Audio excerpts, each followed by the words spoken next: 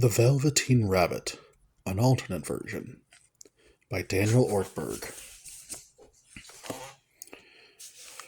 There was once a Velveteen Rabbit, and in the beginning he was really splendid. Later he was different, but this was the beginning. He was fat and bunchy as a rabbit should be. His coat was spotted brown and white. He had real thread whiskers, and his ears were lined with pink sateen. It was Christmas, and the rabbit was awake for the first time, and he moved in the world, and he knew himself by his own name. There were other things in the stocking, but the rabbit was the best of all. For at least 2 hours the boy loved him, and then aunts and uncles came to dinner, and there was a great unwrapping of parcels, and in the excitement of looking at all the new presents, the Velveteen Rabbit was ignored. And the Velveteen Rabbit knew what it was to be ignored, and he remembered it, and he did not forget it.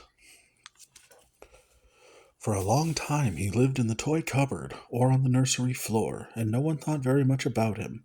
Being only made of velveteen, some of the more expensive toys quite snubbed him. He did not forget that either. The mechanical toys were very superior, and looked down upon everyone else. The model boat, who had lived through 2 seasons and lost most of his paint, caught the tone from them and never missed an opportunity of referring to his rigging in technical terms. The rabbit could not claim to be a model of anything, for he didn't know that real rabbits existed. He thought they were all stuffed with sawdust, like himself. Sometimes at night he imagined what the other toys would look like, stuffed and crammed with sawdust, sawdust jammed by the fistful into their open eyes and their painted throats, and sawdust in their hearts and in their stomachs. Between them all, the rabbit was made to feel himself very insignificant and commonplace, and the only person who was kind to him at all was the skin horse. "Whose skin do you have?" the rabbit had asked him, and the skin horse had shivered to hear the excitement in his voice. "Whose skin did you get?" "Not like that," he explained. "Not skin like that." And the rabbit sat in silence, and the skin horse knew he had not liked the answer. The skin horse had lived longer in the nursery than any of the others. He was so old that his brown coat was bald in patches and showed the seams underneath, and most of the hairs in his tail had been pulled out to string bead necklaces. He was wise, for he had seen a long succession of mechanical toys arrive to boast and swagger, and by break their mainsprings and pass away, and he knew that they were only toys and would never turn into anything else. And the rabbit knew he would not be like the mechanical toys, and the rabbit would not let himself pass away, and the rabbit would not break for anything. "What is real?" asked the rabbit one day, when they were lying side by side near the nursery fender.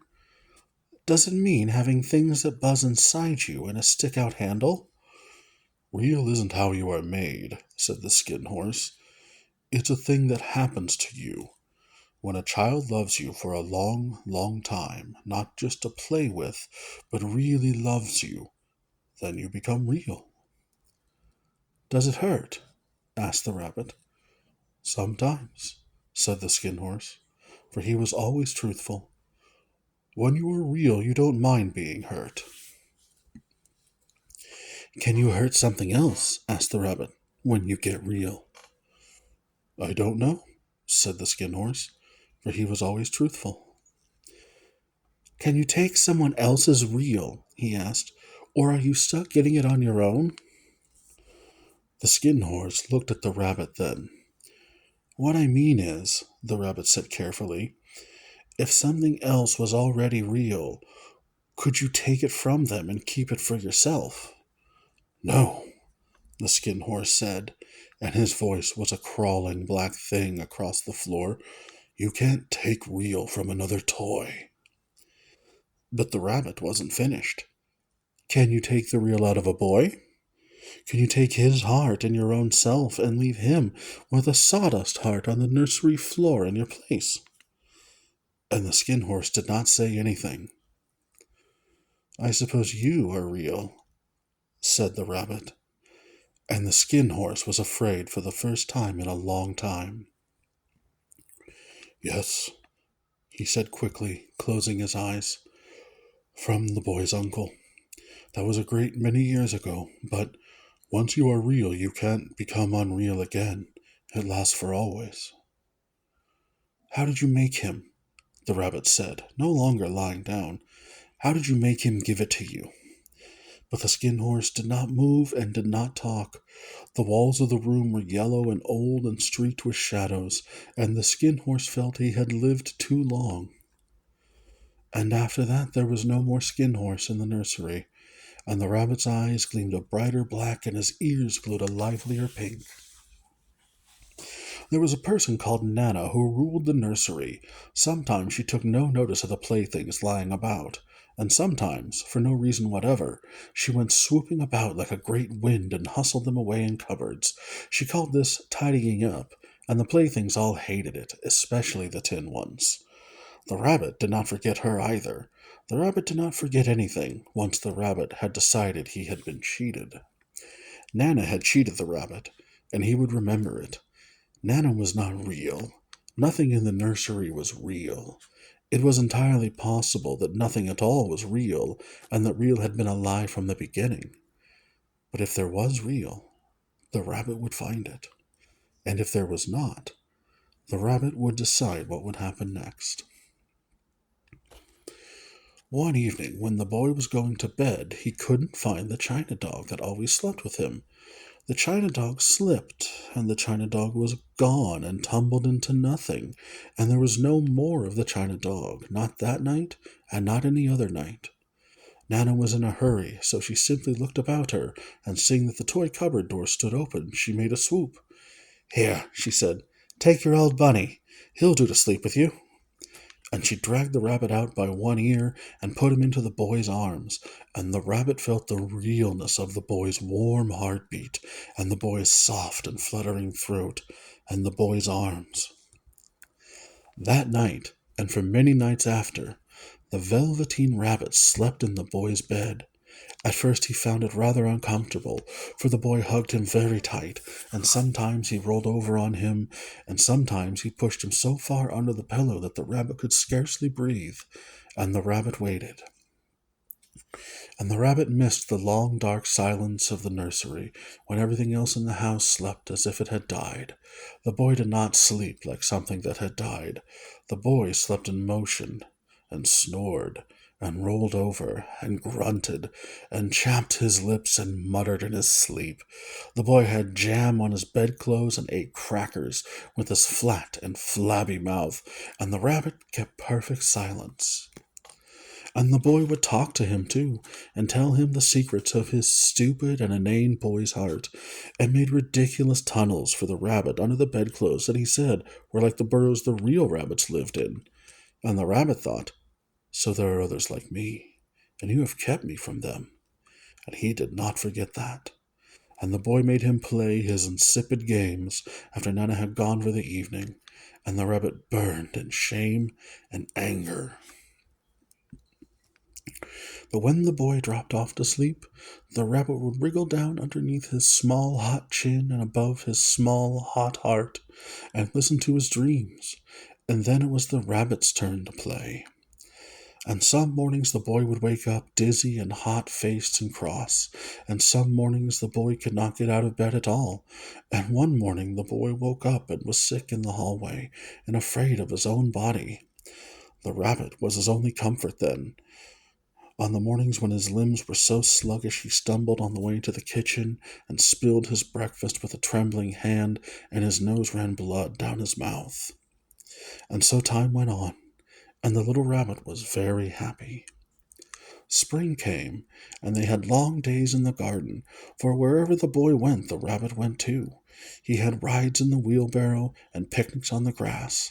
The boy cannot make it past the flower border now without getting quite short of breath and complaining of dark stars behind his eyes. And once, when the boy stumbled and fell and had to be carried inside, the rabbit was left out on the lawn until long after dusk, and Nana had to come and look for him with the candle because the boy couldn't go to sleep unless he was there.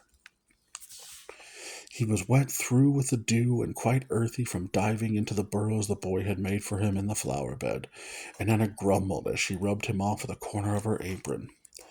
"You must have your old bunny," she said. "Fancy all that fuss for a toy." The boy sat up in bed and stretched out his white and shaking hands. His breath was hot, and his eyes were hot and shimmering gloss.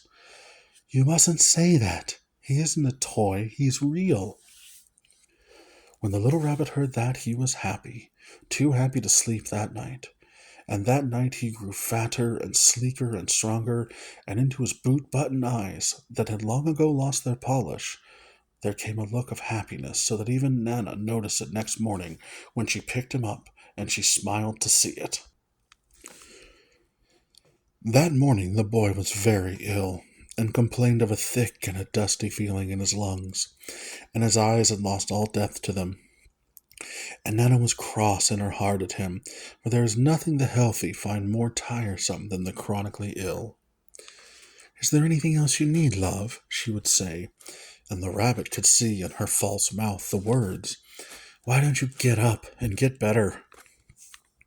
It was summer, and the sun shone so, and the wind blew so, that all for the next month the men servants found fox after fox lying on the grounds, mouth open and flecked with white, quite dead from the heat. The rabbit knew they were gifts for him. Near the house where they lived there was a wood, and in the long June evenings the boy liked to go there after tea to play. On the evenings that he could, he would march off brokenly, dragging a wheelbarrow with the rabbit in it behind him. Some nights when the sun set, his ears bled, and the boy would cry a long, stupid, noisy child's cry, and the rabbit would endure it with perfect patience, and the boy would build him a nest and tell him all his stupid child sorrows. One evening, while the rabbit was lying there alone, watching the ants that ran to and fro between his velvet paws in the grass, he saw two strange beings creep out of the tall bracken near him. They were rabbits like himself, but quite furry and brand new. They must have been very well made, for their seams didn't show at all, and they changed shape in a queer way when they moved.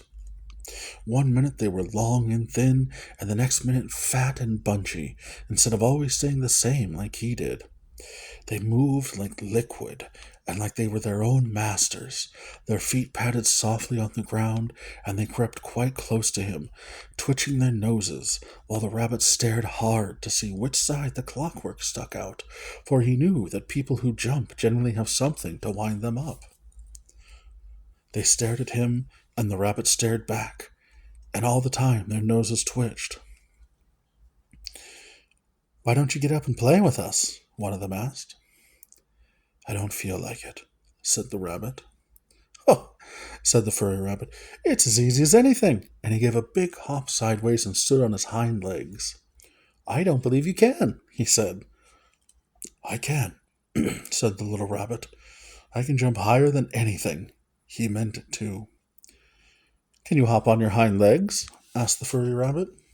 That was a dreadful question, for the Velveteen rabbit had no hind legs at all.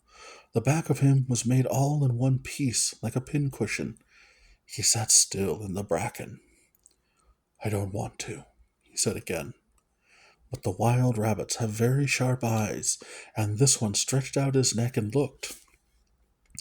"He hasn't got any hind legs," he called out. "Fancy a rabbit without any hind legs!" And he began to laugh. "I have," cried the little rabbit. "I have got hind legs. I am sitting on them." The strange rabbit stopped dancing and came quite close.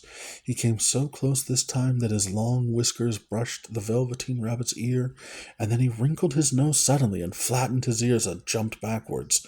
"He doesn't smell right," he exclaimed. "He isn't a rabbit at all. He isn't real." And the little rabbit imagined what he would look like with his heart and his throat and his eyes torn out and pooled at his feet. Just then there was a sound of footsteps, and with a stamp of feet the two strange rabbits disappeared. For a long time he lay very still, watching the bracken. Presently the sun sank lower, and the little white moss fluttered out, and the boy came limping over and carried him home. Weeks passed, and the little rabbit grew a bit worn and shabby, but the boy loved him just as much, and the rabbit thought, I will love you back then. And he loved the boy until the boy's lining to his ears turned gray, and his freckles faded, and his fingers jerked and trembled when he tried to hold him, and sometimes he woke up with black eyes. And then, one day, the boy was caught a fever. The rabbit dreamed it to him. His face grew very flushed, and he wept in his sleep, and his little body was so hot that it burned the rabbit when he held him close. Strange people came and went in the nursery, and a light burned all night, and through it all the little Velveteen rabbit lay there, hidden from sight under the bedclothes, and he never stirred, for he was afraid that if they found him, someone might take him away, and he still needed the boy. The rabbit found it a long and weary time, but the rabbit knew how to be patient. He thought of the stupid skin horse, who had waited years to get real, and he smiled to himself. He thought very hard about when the boy should be well again, and they would go out in the garden amongst the flowers and the butterflies, and play splendid games in the raspberry thicket like they used to. All sorts of delightful things he planned, and while the boy lay half asleep, he crept up close to the pillow and whispered them in his ear, and the boy's skin grew white and thin as moth's wings, and the boy's joints swelled up hot and blocky, and he cried out when he had to move them, and the boy's teeth got loose, and his brain held a fire in it, and the boy hurt, and the rabbit got realer and realer by the minute. The boy no longer whispered his old and stupid secrets to the rabbit, because his tongue had swollen up into his whole aching mouth. The boy barely moved.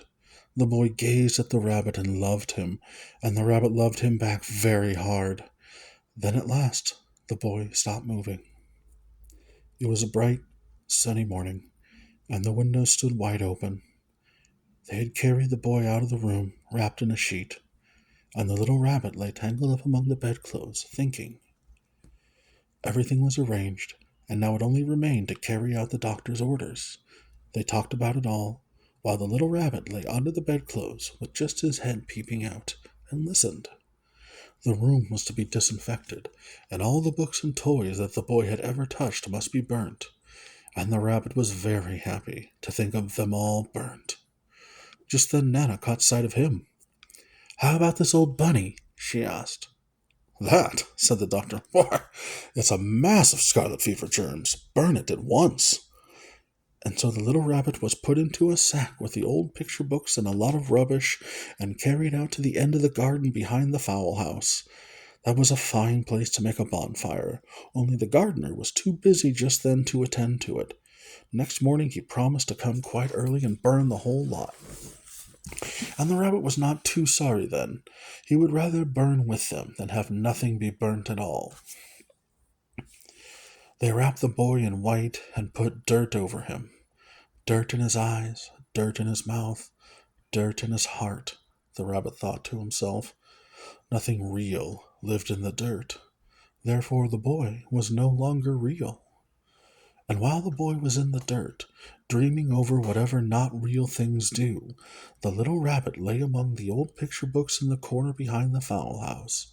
The sack had been left untied, and so by wriggling a bit he was able to get his head through the opening and look out.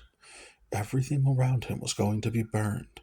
All the boats and the tin soldiers and the little wheeled dogs on drawstrings, and the rabbit only wished he could stay to see it.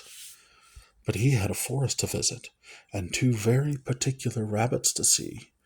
He tested out his left leg, and that was real. He tested out his right leg, and that was real too. He felt his heart beating inside his chest, as strong and as fast as a boy's.